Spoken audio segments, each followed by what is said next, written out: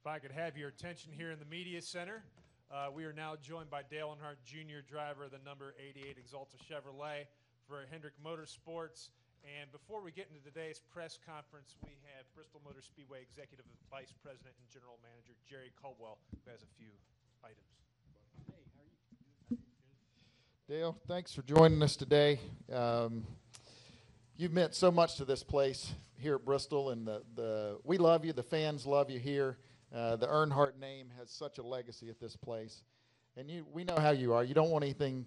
You don't want any big presents. I didn't get you a pony or anything like Eddie did, but we did want to do something to honor you and say thanks for everything you guys have done and you've meant to our racetrack.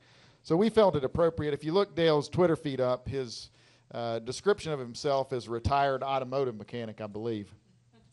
So we felt like it was appropriate for us to be able to honor him, but also help out a bright young student that has an interest in the automotive industry and give them a scholarship. So we've created the Dale Jr. Scholarship for a Sullivan County, Tennessee student that wants to go in the automotive industry. And we'll be awarding that annually in a way to honor you and help a student, get a leg up. Yeah. That's what I'm talking about, man. That's awesome.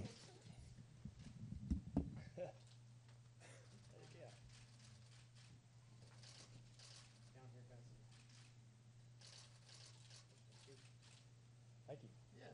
Very kind. Absolutely. Man, that's awesome. I appreciate the track and especially what that will do for some individual and doing it annually. That's gonna be pretty neat. Hopefully you guys get that opportunity to take advantage of it, guys and girls. So I appreciate that. The track's been, honestly, when I was a little kid, the night race here was my favorite race in the season. We didn't get to go to all the races. Typically, we went a lot in the summer. We begged to go to all the races, but Bristol was my favorite, and for a lot of different reasons. But as a 12 to 15-year-old kid, this place was just the ultimate playground, and we enjoyed coming here. And the racing's always been incredible. It is so special and unique. Different than anything else we do, and just something that I'm super proud of for the sport. And it's been an incredible racetrack and has done so much for NASCAR over the years to promote the sport and give folks a great place to come enjoy a race. Everything that happens around the racetrack, outside the racetrack, the atmosphere before, during the race weekends is really great. You guys do an awesome job. Hope to keep coming back. It's definitely still my favorite stop, and I'll be lucky, I guess, is a way to put it, to be able to call this race next year and be a part of the broadcast team when we come back. So that's great that we'll be back. And again, thanks for that. That's exactly the kind of thing that gets me excited, and I appreciate you guys doing that. Absolutely. Well, thank you. And it does not hurt our feelings when you tell everybody this is your favorite track. But we look forward to seeing you in the booth next year. It's going to be awesome. I have one other gentleman that wants to come up and present you with something. He doesn't need an introduction. Our good friend to everyone in the room, Mr. Sam Bass.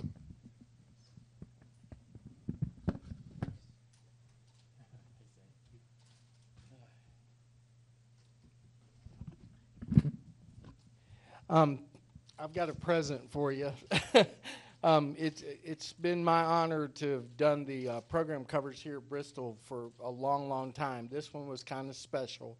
I was so excited to get the opportunity to paint your Exalta car on the program cover, and then I got it about 95% done, and you made the announcement about the Ducks Unlimited car going on the cover. So I went back and changed it because I wanted to be historically correct. And if you look up in the night sky there, you might see something you recognize. And but I want you to have the original. It's called Leave a Mark, and I've got you in the pavement down there, your portrait, and then I thought it would be nice to have your dad's car and the Earnhardt legacy celebrated in the night sky. So I'd be proud for you to own this too. Okay? Thank you, buddy. Thank you. Yeah. It's the real thing.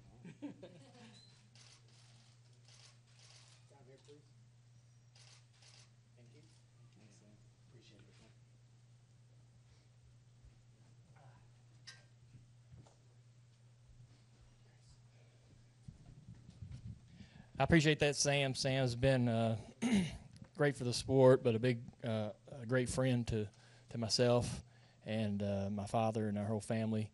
I don't know that I got an original print, not a print, but the original painting. So this is very special, and I appreciate everything you've done for us and everything you've done for this sport. You've been a key part of it. So thank you very much. I know we've got a lot of questions in here in the room for Dale Earnhardt Jr. If you have a question for Dale, please raise your hand. We'll get a wireless microphone to you. We'll start here with Heather and then go to Bob. Hey, Dale, right over here. I just know that the sweep obviously is probably your favorite moment here, but is there any other moments at Bristol that stick out to you?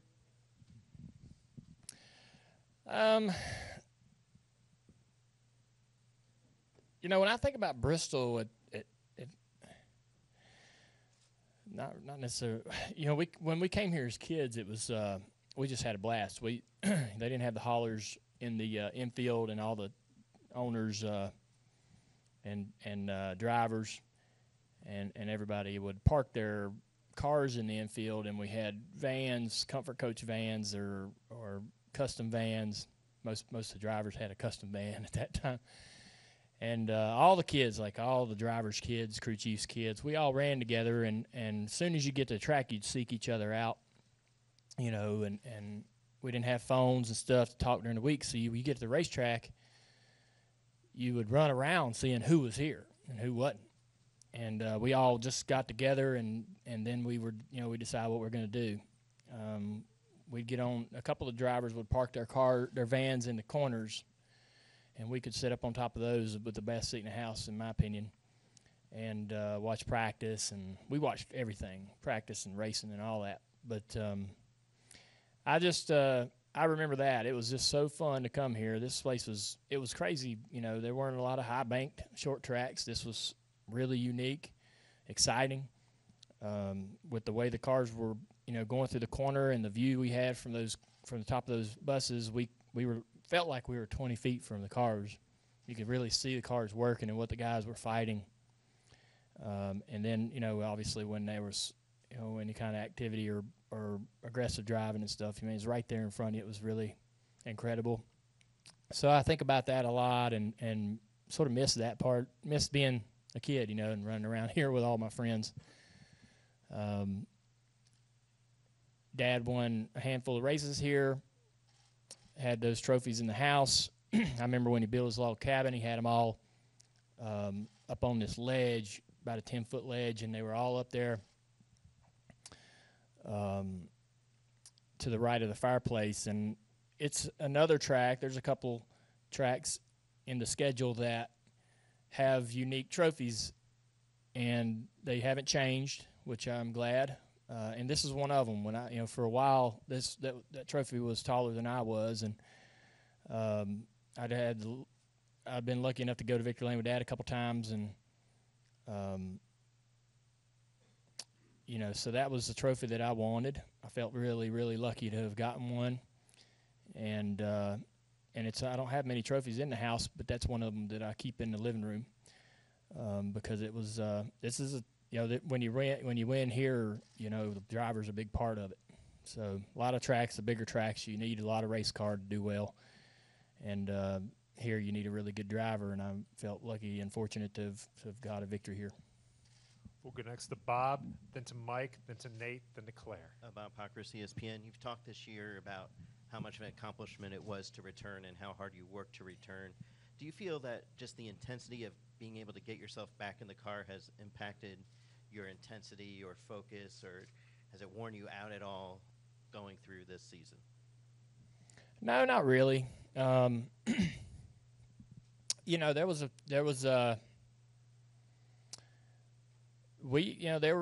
was a point during the recovery, during my rehabilitation, there was a big chunk of time where I wasn't coming back. I'd made up my mind that I wasn't going to come back, and I didn't think that I would be. My doctor always says, like, you can get well enough to be able to just be back to yourself, but to be an athlete in any sport, you possess instincts and reaction time, and you possess these attributes that are above the average individual, and so you hone those, and over the years those are improved and sharpened. And when I got hurt, I lost all that. I lost all my advantage, to being a race car driver. But that wasn't a big deal, because I was so bad off. I just wanted to make sure I got normal, got back to being able just to not be miserable all the time and feeling miserable. But there was a big chunk of time where we weren't going to come back, and didn't think we should come back. Didn't possess the attributes to be able to come back and drive. So my doctor told me, he said, now, once you get well enough that you feel like yourself, and you come in here, you're going to say, hey, how much more work do we got to do to get to the level that I was at, before the injury. So we started discussing that, and went to work trying to sharpen those attributes, and made the decision to try to come back. And once you make that decision, you've made it. But I don't think I thought that I could come back and do well. I don't. There's a lot of things that play a role in being competitive. I think that I'm healthy, and I'm happy and thrilled that I'm healthy. I still think I could drive a race car, but there's there's really no excuse, for us not performing well or meeting expectations, other than, I'm not gonna, there's no excuse for missing a lot of races. Kyle missed a lot of races with his injuries and came back and was successful right out of the gate. So, I mean, I felt like I was ready. I felt like I could come in and compete. I still feel that way. We just got to get our stuff together as a team. And I think the team feels like the team works closely enough with me to know, that I'm plugged in, and they still see something in me that gives them confidence that if we can get the cars going and get everything working right, we can have some good runs. There's still some time to make that happen, but we got a long ways to go to catch some of those guys. Some of those guys are so fast. I don't know where that speed's at, but it's not at the racetrack. But yeah, I mean, it was being out of the car was hard. A lot of hard work to get back, but once I was fresh and charged up and ready to go in February when we got to Daytona, and I still feel good today. I mean, I'm not. I don't feel like that I am missing anything, or if I'm not mentally or physically aware. And does that make any sense, Bob? A lot of rambling there. Mike Embry, USA Today. Dale, you and numerous other athletes tweeted or had other comment about the Charlottesville situation. We've seen some other statues come down, continuing discussion about all that. What's your feeling now about how all that's developing? It's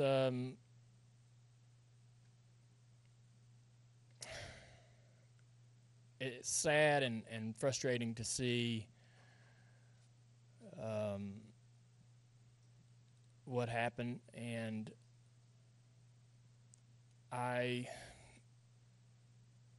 you feel somewhat,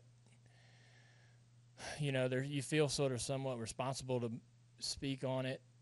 I think that it's great that, a lot of athletes did speak on it. It encourages people like myself to speak up. And I think that it's been a very difficult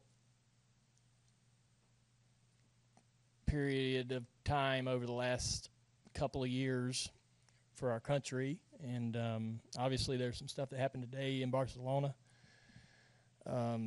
It just makes you wonder what in the hell is going on in this world, So it's really frustrating because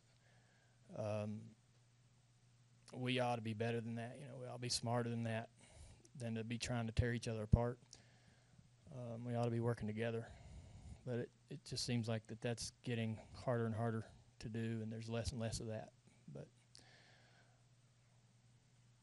Nate, then to Claire, and then to Kelly. Nate Ryan, NBC Sports. Dale, you seem genuinely touched by the scholarship presentation there by Jerry. You were just asking Jerry, is this every year? Why does it strike such a chord in you for the track to do something like that? I just like helping people. I've been blessed with, a lot of things, and I don't need anything else. And the track's going to make an effort, maybe even put some money into something. I'd rather them do something that's going to make an impact in somebody's life. And that's an awesome reward for me to see somebody benefit, somebody deserving benefit. I got, I enjoy that. And it's fun to see kind of how the tracks get creative to make an impact in their own communities. I thought it'd be a one-time deal, so it surprised me that it's going to be annual. But I think I think the track should be commended on an effort to do something that's going to be long-lasting and impact someone else's life. So I just feel some sort of I just feel like I don't I don't know exactly how to put it into the right words, but I feel like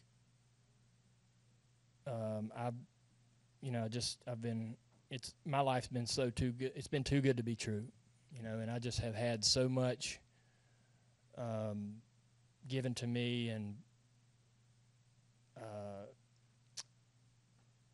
I feel like this obligation that it's to turn it around and maybe do something for someone else. So, and as I've gotten older, I've done more and more of that, and I feel the joy from that. So I love to see that happen more and more, and love to be a part of that more and more. So as we get more and more creative with our initiatives on our foundation, and continue to understand our ability to reach people and impact our communities and also impact the nation.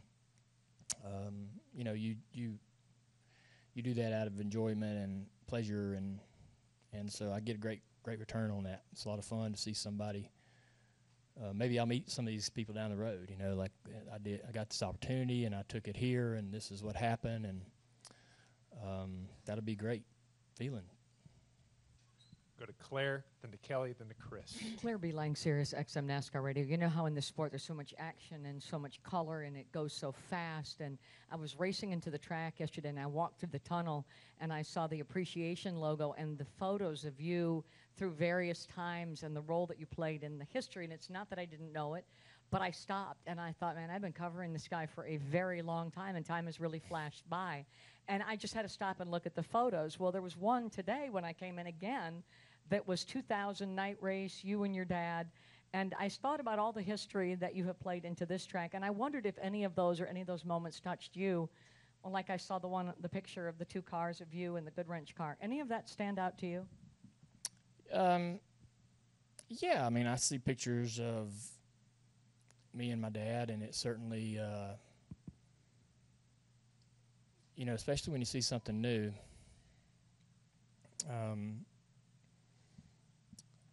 I think I get more and more appreciation for those type of things as I get older. I think that you get, you kind of get you start to realize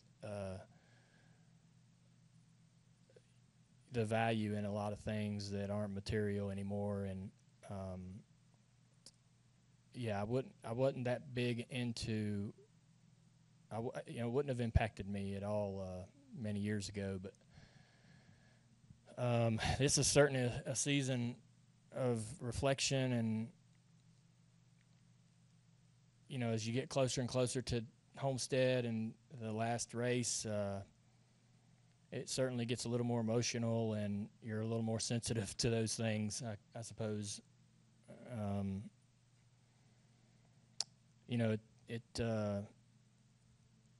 But it's been really incredible. Like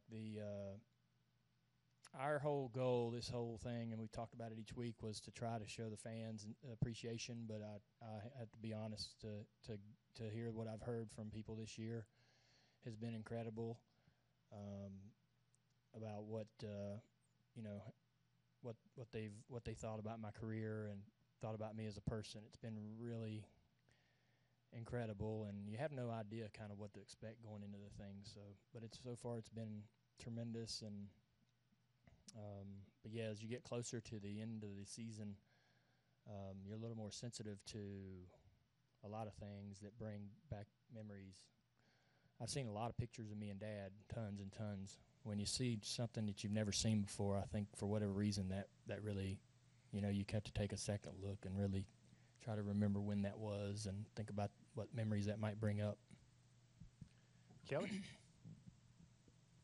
Kelly Cran, NoRacer.com. Dale, the last couple weeks between the back and forth with Kevin, and then your comments in Watkins Glen got everybody stirred up about the contracts. But you being the most popular driver, your name has always been out there, be it good or bad. You've always been a popular topic of discussion. Just curious, throughout your career, has any of that ever fazed you, be it the positive or the negatives? And even now, since joining social media, your name is always out there. Fans are always going to go looking for you to say something. But has any of that ever bothered you throughout your career?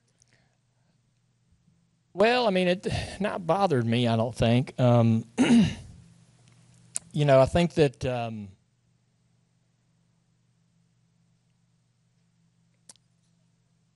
sometimes you forget about, the impact of your words, and sometimes you forget about how many people pay attention to what you say. So I've made some, I probably haven't kept, there's been times when I haven't kept that up, but there's times when I haven't thought about that and done something and went, it's a bit of a reality check, like, I was just saying what I thought, but I didn't know it was going to take off down the road like that and become this big story. That's happened, several times in my career, for me, I was never comfortable being in those conversations, and that getting in the middle of a discussion that carried on for weeks wasn't fun for me, because you had to come in here week after week and answer to it. So we would just try to get in and out of the media center without sticking your foot in your mouth. And but I think as you get older, you get more comfortable with carrying the weight of people disagreeing with that or criticizing your opinion. You get more comfortable with deflecting criticism and speaking your mind. Some arguments, you don't need to get in the middle of. You got to kind of pick your battles. But we get requested to come into the media center quite often, and especially this particular season. And so I think that's something else that people outside of this room could keep in mind, is that we're going to be in here every week, and we're going to be asked all the questions that everybody wants to ask. And we're going to, I've always answered, in my opinion, what I felt was honest and correct. And so that's, there's a lot of sides to it that I don't think a lot of people understand. You get at, people think that we seek out the media to tell them, look, this is what I think. You write a story about this, I'm pissed. That's not the way it is. We you guys come to us and we answer we answer honestly and try to be thoughtful. But there are times when it gets kind of spun into this big thing, and you're like, whoa, man, I really didn't want to get in the middle of this. Now I feel like I've got to continue to explain myself. But it's I love, I've loved having the opportunity to have an impact. I think being a part of the driver council and having some influence in the sport and collaboration with NASCAR was a great experience. I'm not in the council anymore, but it certainly taught me a lot about the sport that I didn't know, even that far and late into my career. And social media is a great way to interact with folks, control the context of your opinions, and apologize when you're wrong. It's really a nice. It's a nice. I like it. I didn't know that I would enjoy it, and didn't know that it was necessary, but it has become really useful every day.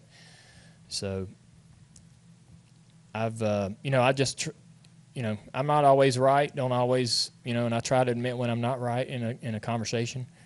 Understand what me and Clint had a conversation about the comments I made at the Glen, and found some common ground. And so, I certainly see, how that might upset him or somebody else, and have a different, listening to both sides of it, you get a little bit of maybe it doesn't change your opinion entirely, but you certainly understand where everybody's coming from. So, but yeah, I don't know. I just I didn't want to be popular. It's nice being popular. I wanted to win more races and win championships. But if I'm a face of the sport or somebody that people listen to, I hope that I can always be thoughtful and honest and do things the right way. Chris Knight, CatchFans.com. Dale, just wondering what the atmosphere has been like for you to be back in the Xfinity Series. You're going to run one more at Richmond, I think, in a couple weeks. And it's a place that you're going to be a couple times next year. And I was just wondering if you had picked out the races that you're going to run. I know Iowa's been a big topic on your social media. And can the fans expect you to Periscope next year? Yeah, I don't know. I need a reason to Periscope. I guess I could Periscope after the races and just kind of give my take on it, but I don't know. I don't want to be too opinionated, I guess. There's a fine line, between being tasteful and then kind of overdoing it. But Richmond. You asked about Richmond. Yeah, or just about being back in the Xfinity car. Yeah. I know that you talked about Iowa being one of those places you wanted to race, and just wondering if that was a possibility. Yeah, it certainly is. I've talked to a lot of people, and they seem to think that's a great racetrack, drivers that run it. And I've only got one race. I thought I had two, but talking to Tyler today, he says we only have one. So we don't have a driver or sponsor for the 9, so I'm open to running, as many races as I can next year to try to help package a deal that might get sponsorship for that 9, and we can put a driver in there. But I look forward to going to Richmond. I went over there and did the Winter Circle for those guys, or the Victory Tour, whatever they call it these days, trying to help them get them tickets sold, and we had a great time. And we did win there, so it's a great track for junior motorsports. We've been real competitive there for the last several trips to Richmond. That's kind of why I pick it, because I know we're going to have a good setup. Pick the tracks that they run really good at, and maybe give me a chance to have a good run. So there's a little thought behind it. Jerry Jordan, KickingTires.net and PRN. Since everybody was on the social media kick, I do have one question. Earlier in your career, are you glad that there wasn't social media around at the time? What would that have been like for Dale Jr. if we'd had social media 10 years earlier? I'd have gotten in trouble, Honestly, I think that I would have been really irresponsible, and it's probably best that didn't come around until I got a little bit of common sense. But we talk. That's the conversation. Whenever you talk about what if the whole world's changed. There's a camera phone in everybody's hand. There's the ability to put out content at a moment's notice and capture content. And it's exciting. It's very overwhelming and fast-paced, but it's probably best that none of us had that, years ago. But it would have been, I don't know, it would have been all right, I guess. It just depends on, I was pretty, I was a different person, 5 or 10 years ago. So I've matured quite a bit. It's probably best I didn't have none of that stuff. Mike? I talked recently with your long ago late model crew chief, Gary Hargett. Oh. What was his impact on your career, and was he the right kind of personality for you at that time? He was. He was perfect. He was like a grandfather to me. Broke my heart when I had to separate from him, but we ran at Myrtle Beach in Florence, South Carolina. We kept the cars I ran in his shop near Paisley, South Carolina, in Marshville. So I worked at the dealership, so I'd get done working at the dealership and drive to Marshville and sleep at Gary's house, and then get up and go race on the weekends. And my dad offered me this deal that was too good to be true. I lost my job at the dealership, and went to work on Kelly's late models, building her cars. And Dad gave me an opportunity to bring my cars up to Mooresville, where I lived, for one final season in the late models. And I thought, I needed to be able to work on my own cars and understand how they worked. Gary said he wasn't going to drive that hour to work every day. So it was a heartbreaker and a real difficult decision to make because he'd become like a grandfather to me. But I had to get my cars up where I was so I could be around them all the time and work on them more often and sort of understand the mechanics of motorsports and how a car works and how it's put together. But losing him meant I had to set the thing up. So I struggled with that, learning. But it was a crash course, and trying to understand how the cars work. So I had to do a lot of that on my own. But he had instilled in me how to treat people. I'll tell you a story. So we were putting a decal on the hood, and we had these giant mom and pops logos, right? So when I started, there were 4 of us, and when I finished, it was just me. And I got done with this decal, had bubbles all in it. Terrible. Go outside, and Gary and 2 of the other guys that were there were just volunteers. They were sitting there eating a pack of nabs and drinking a soda. And I was like, what the heck? Why'd y'all leave? He goes, you run us out of there. I said, you need to learn how to treat people. Because I'd been bickering at them a whole time putting that decal down. And so Gary had taught me how to treat people with respect. And he was a perfect, mentor for me. He came along right at the right time. Well, Dale, thanks for taking the time to join us today, and good luck this weekend.